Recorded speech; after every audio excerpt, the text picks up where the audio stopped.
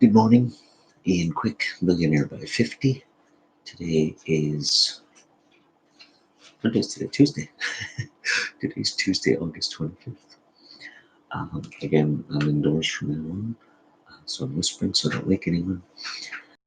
Today, I want to talk about a little incident that happened yesterday and a little bit of advice my wife gave me. Sometimes we already know the answers, but we kind of forget because we're caught in the moment, and it's good to have someone remind you of things.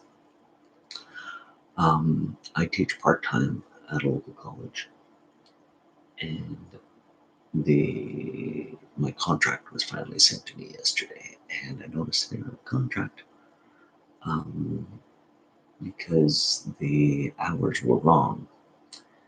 Um, you see, everything right now is going to be going online, so all of the practical classes I teach are moved to the second semester, and the academic course. So this is the performing arts. The academic course will be in the first semester. It's a relatively new program, and we're still tweaking it.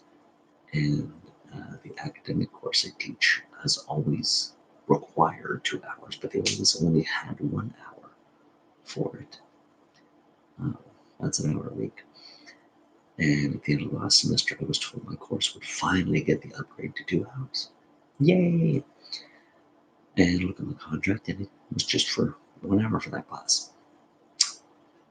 Turns out, with all the um, shift in that the college had to do to deal with COVID and what they're going to do. They had to bring in extra staff because they had their hands full with so many things. And the person who was supposed to do the scheduling uh, was no longer in charge of that. Someone else did, who completely ignored notes from the program coordinator and set the schedule up this way. And now it's locked in stone. All the hours are allocated for the semester. And so I lost an hour. Plus, I don't get my other class that I normally have for a semester, and it's moved to second because it's practical. Needless to say, my income from the college for the fall is a lot smaller than it normally would be because of these changes. So it's frustrating, and rightfully so. In a time where um, people in general are not doing things as much as they normally would. I mean, me normally in summer is 7 days a week. The other parties have got fairs, festivals, corporate functions, camps, and all this other stuff. All I've had now are birthdays, and even then, a lot of people are really reluctant. So while I'm grateful that there are some gigs coming, I'm really functioning at a different level than this business normally does. And then to see that the college is reduced as well, it was a bit of a hard blow. You'll notice I'm speaking, I'm hesitating, sometimes searching for my words, and you'll see why in a minute with the lesson. But sometimes you just have to tell it the way it is statistically.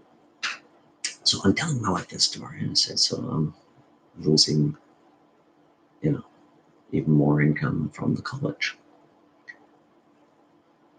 And I wasn't um, agitated over it. I wasn't vibrating that low. I was just relaying to her the information. Although I am a little disappointed, and it's okay to feel disappointed. Own your emotions, none of these things. But I also knew it'll bounce back, and something else will happen. And I trust that it will.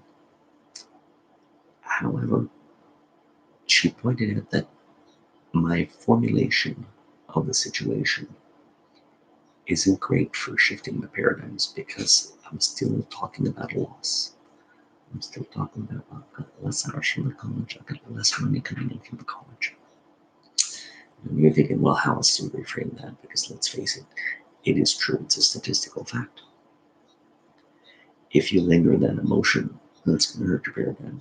But sometimes words on their own uh, have a lot of strength.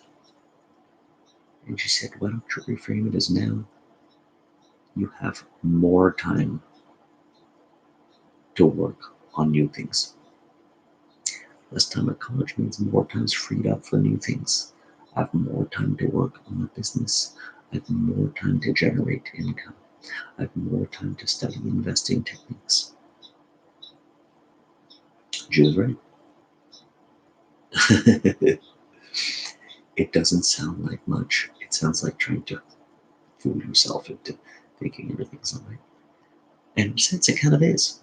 Although you're not fooling yourself, you are acknowledging it and reaffirming it so that your paradigms, remember, your upper thought affects your subconscious, which shifts your paradigms.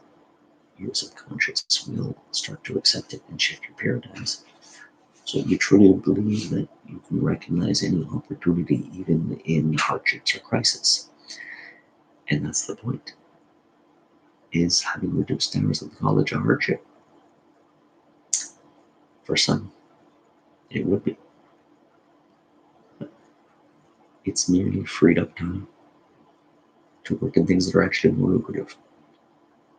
Now, granted, my wife's always looked at the college for me as a side thing. I don't make as much money with the college as I do with my business, but I truly enjoy teaching. I truly enjoy working with my students. Not to mention, they become a talent pool for me to pick from for future staff. So the teaching is important to me. But if I can't do it right now or in a reduced capacity, then I've got increased opportunity for other things. Sometimes it's just a change of words can really shift. Sometimes a change of words can really flip your perception on things. So I'm grateful for this point of view from my wife. Like I said, I knew this, but sometimes when you're in the moment, the emotion, it's nice to have that sounding board. Um, I'm also grateful. Uh, Yesterday, one of my staff got a new pair of stilts, and I got to spend a little time training him. He's got potential. It's going to be good. So already, uh, new talents emerging, new things that I can make increase my wealth with. Yay! I'm grateful for whatever opportunities will also arise today. On that note, I'll see you tomorrow.